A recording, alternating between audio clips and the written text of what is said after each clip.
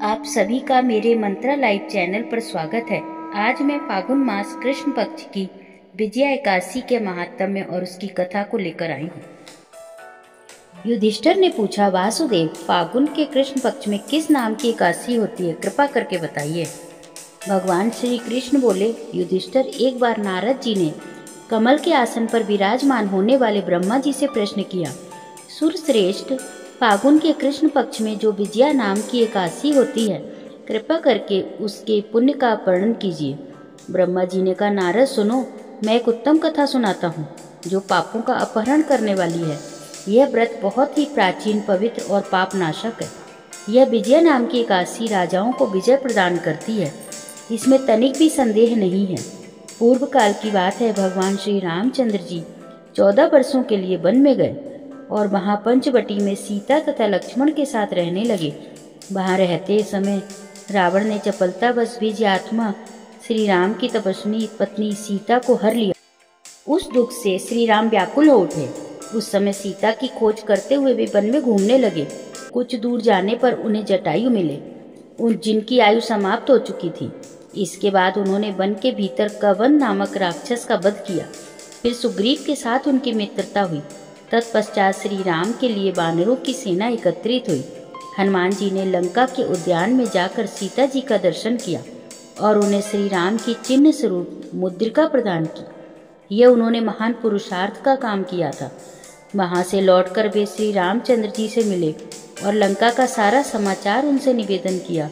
हनुमान जी की बात सुनकर श्री राम ने सुग्रीव की अनुमति लेकर लंका को प्रस्थान करने का विचार किया और समुद्र के किनारे पहुंचकर उन्होंने लक्ष्मण से कहा, सुमित्रा नंदन, किस पुण्य से इस समुद्र को पार किया जा सकता है?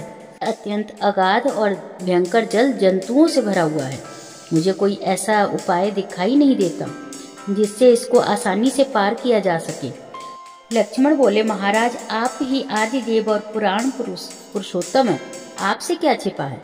यहाँ द्वीप के भीतर बकदालभ्य नामक मुनि रहते हैं। यहाँ से आधे योजन की दूरी पर उनका आश्रम है। रघुनंदन, उन प्राचीन मुनीश्वर के पास जाकर उन्हीं से इसका उपाय पूछिए। लक्ष्मण की यह अत्यंत सुंदर बात सुनकर श्री रामचंद्र जी महामुनि बकदालभ्य से मिलने के लिए गए। वहां पहुंचकर उन्होंने मस्तक झुकाकर मुनि को प्रणाम किया। मुनि उनको देखते ही पहचान गए कि ये पुराण पुरुषोत्तम श्री राम जी हैं, जो किसी कारणवश मानव शरीर में अवतीर्ण हुए हैं। उनके आने से महर्षि को बड़ी प्रसन्नता हुई। उन्होंने पूछा, श्री राम, आपका यहाँ कैसे आगमन हुआ?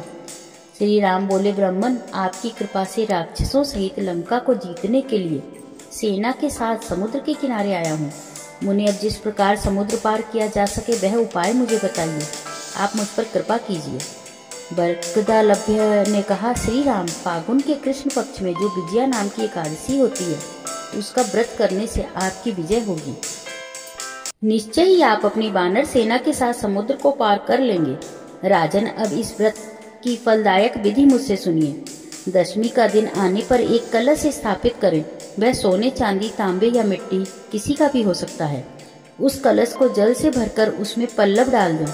उसके ऊपर भगवान नारायण के सुवर्णमय विग्रह की स्थापना करें। फिर एकादशी के दिन प्रातःकाल स्नान करें। कलश को पुनः स्थिरता पूर्वक स्थापित करें। माला, चंदन, सुपारी तथा नारियल आदि के द्वारा विशेष रूप से उसका पूजन करें। कलश के ऊपर सप्त धान्य और जौ रखें। गंध, धूप, दीप और भांति भांति के नैवेद्य से पूजन करें। कलश के सामने बैठकर वह सारा दिन उत्तम कथा वार्ता आदि के द्वारा व्यतीत करें तथा रात में भी वहां जागरण करें। अखंड व्रत की सिद्धि के लिए घी का दीपक जलाएं। फिर द्वादशी के दिन सूर्योदय होने पर उस कलश को किसी जलाशय के समीप, नदी, झरने या पोखरे के तट पर ले जाकर स्थापित करें और उसकी विधिवत पूजा करके देव प्रतिमा सहित उस कलश को वेद वेदता ब्राह्मण के लिए दान कर दें। महाराज, कलश के साथ ही और भी बड़े बड़े दान देने चाहिए। श्री राम, आप अपने यूथ पतियों के साथ इसी विधि से प्रयत्न पूर्वक विजया का व्रत कीजिए, इससे आपकी विजय होगी।